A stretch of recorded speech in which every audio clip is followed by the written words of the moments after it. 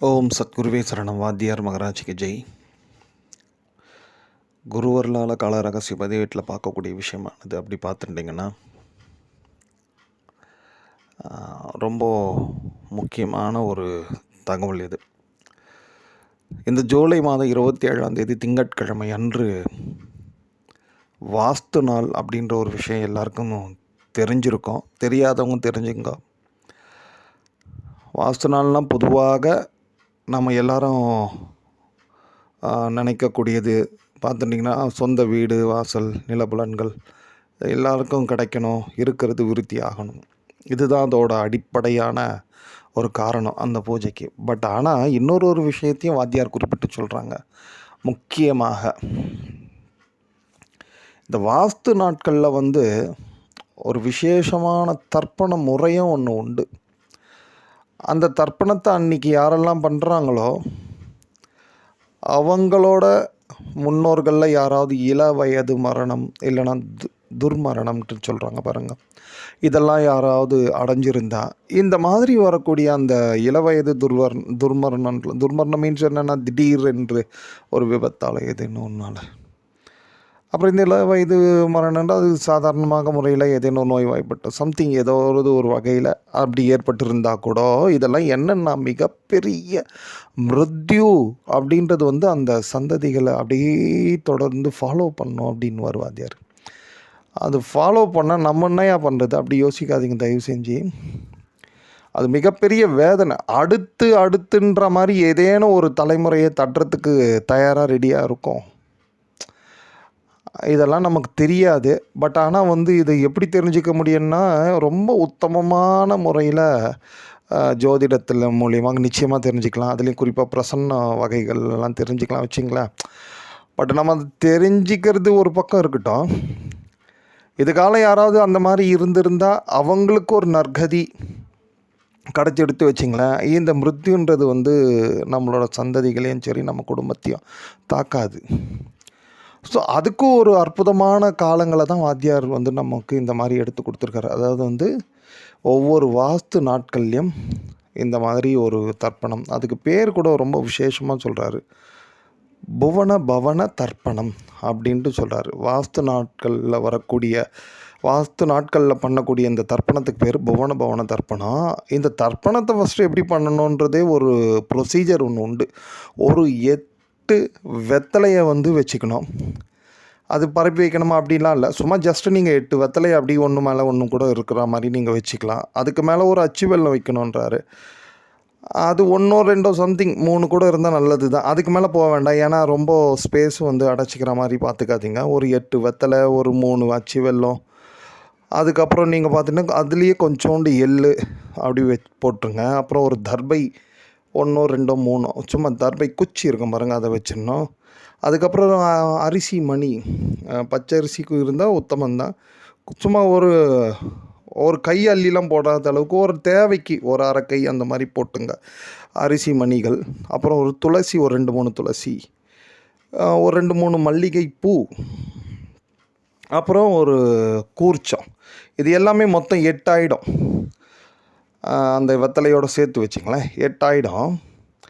இது 8 இருக்குன்னா அது மையமாக வச்சுட்டு அது சுற்றி அழகாக நீங்கள் வழக்கமாக தர்ப்பணம் பண்ணுறதுக்கான சட்டம் போட்டுட்டு அதில் நீங்கள் தர்ப்பணம் பண்ணணும். இந்த 8 வஸ்துக்கள் மீது, இந்த 8 வஸ்துக்கள் மேலே நீங்கள் தர்ப்பண அர்க்கியம் கொடுக்கறது புவன பவன தர்ப்பணம் அப்படின்றார். இதோட விசேஷம் பார்த்துட்டிங்கன்னா ஆல்ரெடி சொன்னது தான். இந்த மாதிரி அபமிருத்யு, இளவயது சம்பவங்கள் எதுவும் நடக்காமல் நமக்கு பெரிய ரக்ஷை கொடுக்கும். இது காலம் நடந்து அந்த மாதிரி மேலே அவஸ்தைப்பட்டு இருக்கிறாங்க, அந்த ஆத்மா நம்ம வழிவகையில் அவஸ்தைப்பட்டு இருக்காங்கன்னா அவங்களுக்கு ஒரு நல்ல விடிவு, ஒரு மோட்சம் நிச்சயமாக கிடைக்கும் அப்படின்ற ஒரு விஷயத்த வாத்தியார் கூப்பிட்டு சொல்கிறாரு. நம்ம மோஸ்ட்லி எல்லாருமே வீடு, பணம், புகழ் இதை எப்படியாவது பிறக்கணும் இதை நினச்சிட்டு தான் இப்போ நிறைய ஓடுறோம். பட் ஆனால் நம்மளோட ஆரோக்கியமாக ஆயிலையும் எத்தனை பேர் யோசிக்கிறோன்றது ஒரு கொஸ்டின் மார்க் தான். ஏன்னா இப்போயா என்னையா இருந்து என்னத்தை பண்ண போகிறோம், எப்போ பார்த்தாலும் வேதனை தான், பணப்பிரச்சனை மனப்பிரச்சனைன்ட்டு இப்படி சொல்லிட்டு இந்த ஆயிலுக்கு ஒரு இம்பார்ட்டன்ட் கொடுக்க மாட்டோம்.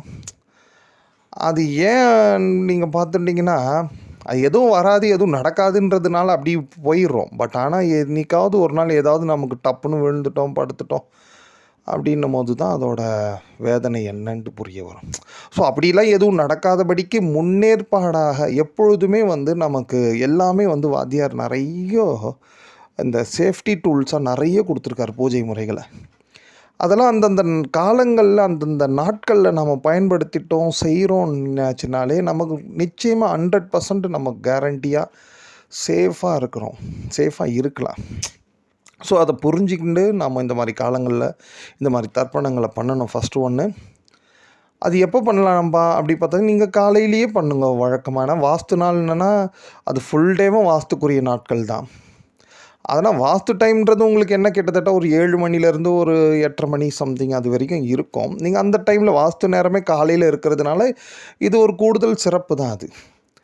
இது பொதுவாகவே வாஸ்து நாட்களில் பண்ணலாம். பட் ஆனால் இதை ஏன் இந்த திங்கட்கிழமை நம்ம இங்கே எடுத்துகிட்டு வந்து உள்ளே சொருகிறோம் அப்படின்ட்டு பார்த்துட்டிங்கன்னா, அன்றைக்கி வைருதின்ட்டு ஒரு அற்புதமான தர்ப்பண நாட்களுங்க அது. இந்த வைருதி ரொம்ப ரொம்ப பவர்ஃபுல்லான ஒரு தர்ப்பண நாட்கள். ஒரு அமாவாசைக்கு ஈடான பலன்கள் இந்த வைருதி வியதிபாதமும் கொடுக்கும் அப்படின்றார் வாத்தியார். ஸோ அதில் அந்த வைருதியோட விசேஷம் என்ன பார்த்துட்டிங்க வச்சிங்களேன், தாய் சம்மந்தப்பட்ட வர்க்கங்களில் இருக்காங்கள்ல, அந்த முன்னோர்களெல்லாம் ஏதேனும் கர்ம வினையால் மேலே தொங்குறாங்க வச்சிங்களேன். இங்கே கீழே அவஸ்தை நிறைய பேர் சொல்லுவாங்க பாரு, மரண அவஸ்தையா. அதுக்கெல்லாம் காரணம் என்னென்னா, மேலே அங்கே அவங்க மிகப்பெரிய போராட்டம், தலைகீழே பல காலம் தொங்குறாங்க. அதுதான் விஷயம். அதுக்கு நம்ம என்னையா பண்ண முடியும்னு தயவு செஞ்சு கேட்காதீங்க. நம்ம பண்ணுறதுக்கான விஷயத்தை தான் உங்களுக்கு சொல்கிறோம். இந்த மாதிரி தர்ப்பணாதி பூஜைகள், அதுவும் இந்தந்த நாட்களில், இந்தந்த காலங்களில், இந்தந்த மாதிரியாக நீங்கள் எவ்வளோ பெரிய சாஸ்திர புக்கு, தர்ப்பணம் புக்குன்ட்டு ஒன்று பெரிய புக்கு இருக்குது. நிறைய விஸ்தாரமான மந்திரங்கள்லாம் நிறைய ரிஷிகளெல்லாம் சொல்லியிருக்கிறாங்க. பட் ஆனால் வாத்தியார் சொன்ன மாதிரி இந்த மாதிரி விசேஷமான தர்ப்பணம் ப்ரொசீஜர் முறைகளே கிடையாது.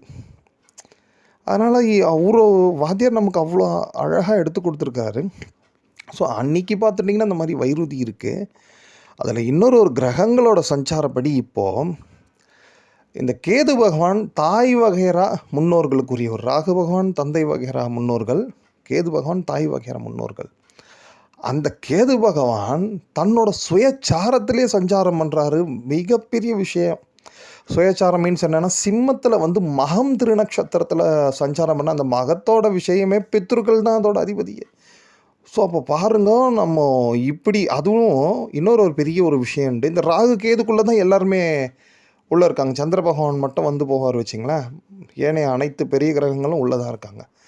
ஏற்கனவே இவங்க 2 பேரும் வலிமையானவங்க. இதில் இன்னொரு பெரிய விஷயம், அந்த தாய் மாதர் வகையை குறிக்கக்கூடிய சந்திர பகவானும் கேது பகவான் திருநக்ஷத்திரத்தில் காலையில் இருப்பார். அன்றைக்கி காலையில் ஒரு 9-10 வரைக்கும் உங்களுக்கு மூலம் திருநக்ஷத்திரம் தான் இருக்கும். மூலம் வந்து கேது பகவானோட திருநக்ஷத்திரம் தானே. இதில் இன்னொரு பெரிய ஹைலைட், அன்றைக்கி கிழமைநாதன் அவரும் தாய் வர்க்கத்தை சுட்டி காட்டக்கூடிய சந்திர பகவானுக்குரிய நாள் திங்கட்கிழமை.